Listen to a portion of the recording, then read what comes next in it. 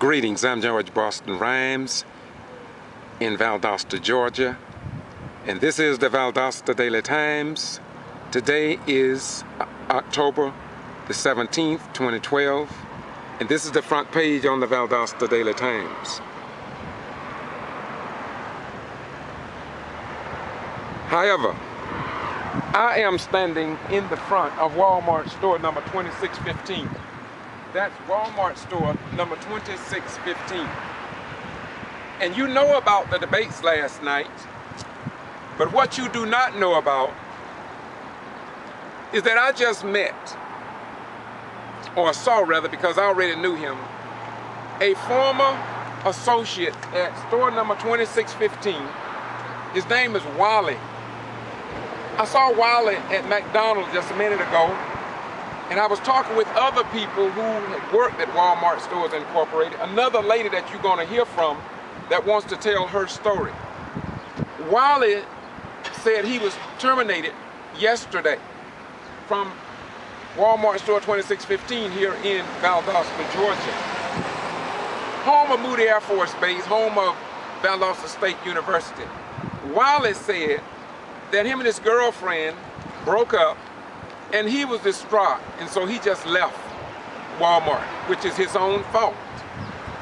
And he was sitting eating breakfast, and I said, well, you want to tell your story? He said, no, I just want to move on. I don't want to have nothing to do with it. I just want to move on.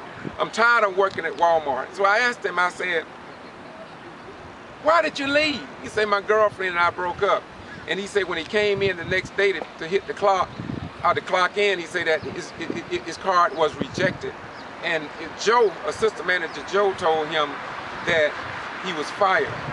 And he didn't have nothing negative to say about Joe, and we want to pass that on. But my thing is this. I worked with Joe. Joe was employed at this same store in 2006.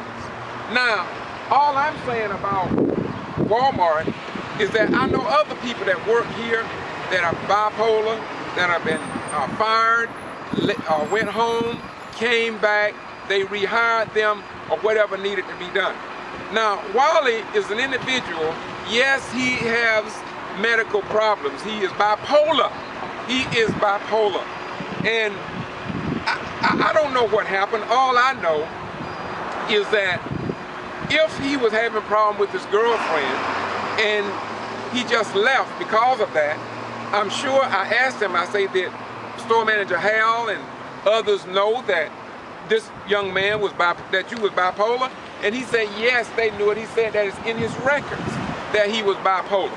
And so my thing is that this individual probably gonna have a hard time trying to find a job. And it seems like to me that too often this is the case.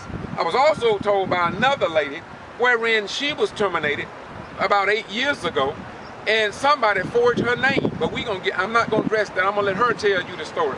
Now, I'm out here today, October the 17th, 2012, because I want the American people to know the truth about Wal-Mart Stores Incorporated.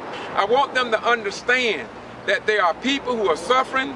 Now, if Willey wanted to refute, if he chose within his head to get a lawyer, or if he just wanted to come back, if he changes his mind, after all, he's bipolar. He has a medical condition. But if he decides one day I want to come back and explain to them what the situation is, or if somebody tell him that he was wrongfully terminated, he's going to get employment, I think he said. But the bottom line is this. It seems as if Wal-Mart is getting rid of people that they used to use, but now for whatever reason, they are terminating them. I asked Willey. He knew me when I was department manager here at 2615.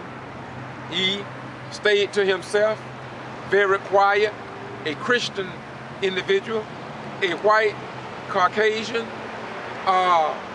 who, to no fault of his own, have bipolar. And so what I want to say is that I want to show that Wal-Mart Stores Incorporated is a store that needs help at this dispensation. And I am not going to sit by and allow Wal-Mart to mistreat people as they have mistreated me. I just refuse to do that. And so I was terminated, as you already know, March the 20th, 2008, for inability to perform job.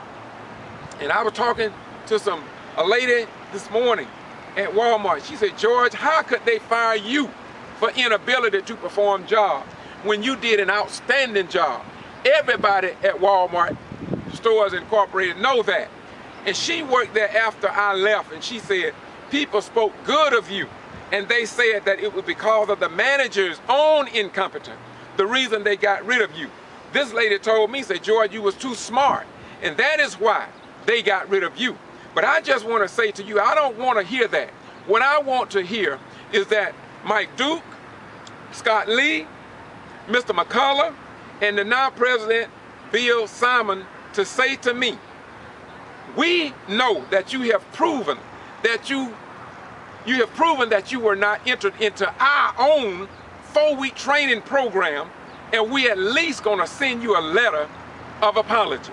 We at least gonna let the world know that we made a grave mistake in terminating you under the heading of inability to perform job, and that we crumped up charges on you to justify your wrongful termination.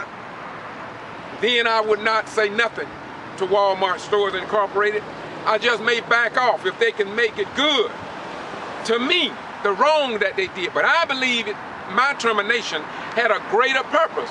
And the greater purpose is for me to stand up on behalf of the mistreated Wal-Mart workers here at store number 2615 and store 899 in Valdosta, Georgia. And it seems as if though Wal-Mart has become a God beside God and answers to no one. But we know that there is a God that we know, that is not like Rush Limbaugh's God, that's not like Glenn Beck's God, that's not like Star Parker God, who believes in freedom, justice, and equality for all people, and that we at the bottom level of the economic pie love our children, want our children to go to college, we want to take vacations, we want to be respected as human beings, we want to show our respect for the United States of America, for the service that we put in the United States Armed Forces, fighting in foreign countries for others, while our own rights here at Wal-Mart Stores Incorporated seem to have vanished.